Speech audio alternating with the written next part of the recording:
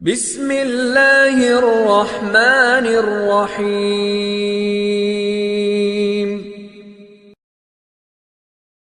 سرکار کی عظمت اور سرکار کے فضائل کے باب میں اپنی گفتگو کو فضائل کے باب میں ایک منزل دوں کہ مجھے تو اس کائنات میں ایسا لگتا ہے جیسے اللہ کو نبی کے علاوہ کوئی نظر ہی نہیں آتا۔ کبھی سرکار کی آنکھوں کو دیکھتا ہے، کبھی سرکار کے ہاتھوں کو دیکھتا ہے، کبھی نبی کے پیروں کو دیکھتا ہے، کبھی سرکار کے کانوں کو دیکھتا ہے۔ ساری دنیا سے کہتا ہے کہ آرام چھوڑو، مصلی پہ آ جاؤ، اقیم الصلاۃ اقیم الصلاۃ اقیم الصلاۃ، سب کو مصلوں پہ لانا چاہتا ہے، اور نبی سے کہتا ہے قم اللیل الا قلیلا، کبھی بستر پہ بھی چلے جایا کرو، اے میرے نبی کبھی آرام بھی کر لیا کرو، تمہارے تو پیروں پر ورم آ جاتا ہے۔ نبی کے تو پیروں کا ورم اللہ کو نظر آ رہا ہے۔ جس عشق اور پیار سے اللہ اپنے حبیب سے بات کرتا ہے وہ عاشقانہ انداز ہے، اور یہ طے کرنا بھی مشکل ہے کہ عاشق کون ہے اور معشوق کون ہے۔ نبی عاشق الہی ہے یا اللہ عاشق محمد ہے؟ تو یہاں پر بھی اگر یوں کہہ دوں تو صحیح ہوگا کہ جب احمد ہوتے ہیں تو عاشق ہوتے ہیں، جب محمد ہوتے ہیں تو معشوق ہوتے ہیں۔ کس پیار سے، کس چاو سے، کس انداز سے طالب علم ہوں، مگر یہ مطالعہ میرا مکمل ہے۔ قرآن میں اللہ نے نبیوں کے تو نام لے لے کے پکارا ہے، سارے نبیوں کو اللہ نے نام لے لے کے یاد کیا ہے، سارے نبیوں کو اللہ نے نام لے لے کے یاد کیا ہے۔ ارشاد ہو رہا ہے قرآن مجید کے اندر، یا آدم، سیدھا سیدھا نام، اسکن وانتا وزوجک فی الجنہ، یا آدم، یا نوح اہبط، یا ابراہیم قد صدقت الرؤیا، یا موسیٰ لا تخف، یا یحییٰ خذ الکتاب، یا زکریا انا نبشرک بغلام۔ سارے نبیوں کے نام لے رہا ہے، مگر کہیں ایک جگہ دکھا دے کہا یا محمد، یا ایھا النبی، یا ایھا الرسول، یا ایھا المدثر، یا ایھا المزمل۔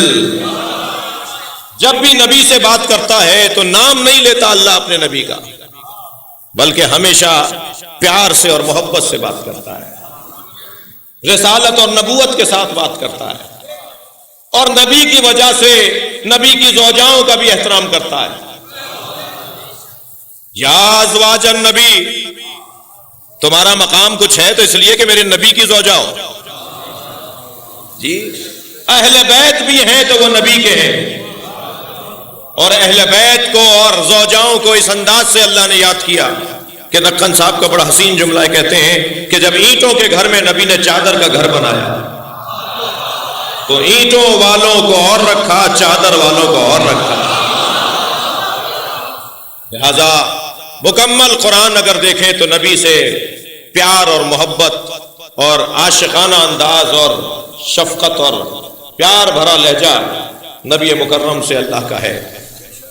کتنا پیار ہے بھائی، اللہ نے تو یہ کہا ہے، اللہ نے کب کہا یہ تمہاری طرح بشر ہے؟ یہ تو انہوں نے خود کہا ہے کہ میں تمہاری طرح بشر ہوں۔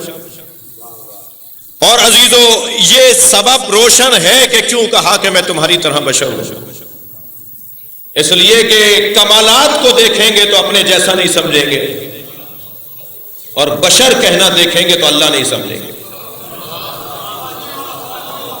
تھوڑا توجہ بڑھائیے گا، ایک بحث شروع کرنے جا رہا ہوں، 5-8 منٹ کی گفتگو ہے۔ جی بشر کہنا دیکھیں گے تو اللہ نہیں سمجھیں گے، اور کمالات دیکھیں گے تو اپنے جیسا نہیں سمجھیں گے۔ خبردار، انہیں اللہ بھی نہ سمجھنا اور اپنے جیسا بھی نہ ماننا۔ یہ وہ سالم عقیدہ ہے جو اس دروازے سے ملتا ہے۔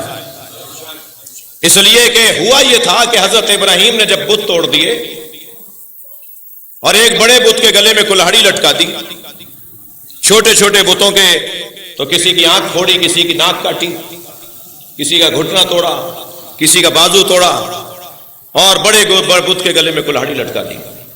سارا شہر گیا ہوا تھا تہوار منانے کے لیے باہر، سارا شہر خالی ہو گیا تھا، شہر میں کوئی تھا نہیں۔ حضرت ابراہیم نے بھی تو موقع دیکھا نا، کہ کب کام کیا جائے. تو جب یہ واپس آئے تو بت خانے کے سارے بت ٹوٹے ہوئے تھے اور ایک بڑا بت جو ہے وہ سالم تھا, اس کے گلے میں کلاڑی لٹکی تھی. تو آپس میں کہنے لگے ہو نہ ہو یہ اسی کا کام ہے جسے ابراہیم کہتے ہیں. اچھا دیکھا کسی نے نہیں تھا مگر یقین سب کو تھا کہ کام ابراہیم کا ہے, اس لیے کہ کام بتاتا ہے کہ کام ہے کس کا. علی کا مارا ہوا جنازہ بتاتا تھا مجھے علی نے مارا ہے.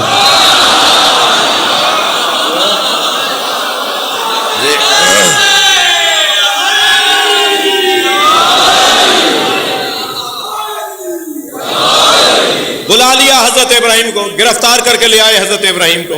ابراہیم یہ تم نے کیا ہے؟ فرمایا کہ اسی نے کیا ہوگا جس کے گلے میں کلاڑی لٹکی ہے. دیکھیے ہم مردوں کو کہتے ہیں اسما افہم یا فلاں ابن فلاں لا تخف ولا تحزن قل فی جوابہما. جی مجلس زندوں کو اسما افہم کہنے کی جگہ ہے. دنیا میں اچھا سمجھ لیا تو پھر تلقین کرنے والا ثواب کی خاطر سنائے گا, پہلے سے پتہ ہے میں. حضرت ابراہیم نے پوری ملت پوری قوم کو اسما افہم بول دیا. فرمان لگے اسی نے توڑے ہوں گے بت جس کے گلے میں کلاڑی لٹکی ہے. کہا وہ تو ناک پہ بیٹھی مکھی نہیں جل سکتا. بھائی میں اردو میں مجلس پڑھ رہا ہوں تو محاورے تو بولوں گا. تو کہنے لگے کہ وہ تو ناک پہ بیٹھی مکھی نہیں جل سکتا. تو حضرت ابراہیم نے فرمایا یہی تو میں تمہیں سمجھانا چاہتا ہوں, جو ناک پہ بیٹھی مکھی نہیں جل سکتا وہ تمہارا خالق کیسے ہے, وہ تمہارا رب کیسے ہے. تو خاموشی طاری ہو گئی, سکوت طاری ہو گیا کہ بات تو صحیح ہے. یہی ایک مشکل ہے کہ بات تو صحیح ہے مانیں گے نہیں. یہ ہمارے معاشرے کی بہت بڑی کمزوری ہے.